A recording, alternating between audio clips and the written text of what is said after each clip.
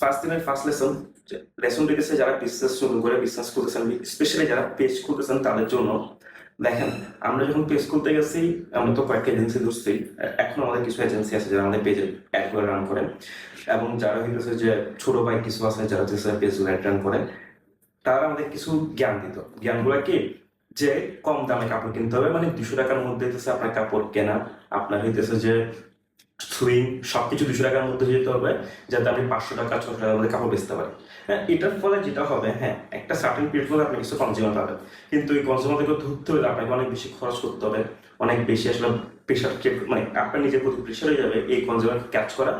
কারণ ওই কনজিউমারদের বাজেট আসলে কম, মানে বাজেট সেগমেন্টের কনজিউমার যারা থাকে।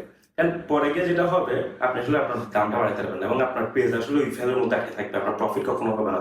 কারণ বর্তমান বাজারে আসলে 200 টাকাতে কাপড় পাওয়া বা সুইং কমপ্লিট করা, সেলানো সবকিছু মিলে 200 টাকা কখনোই পসিবল না।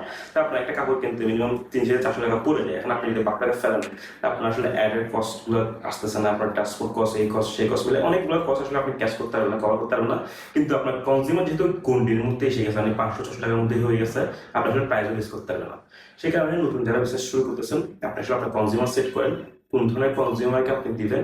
আপনি যদি আপনার রিটেলার সেল করেন, মানে আপনার যার থেকে নিবেন সে তাকে সেট করে রাখেন যে এইটা এই দামে এইখান থেকে নিব, এবং কিছু যে কনজিউমার সেট করেন যে আমি এই কনজিউমারগুলোকে সার্ভ করবো।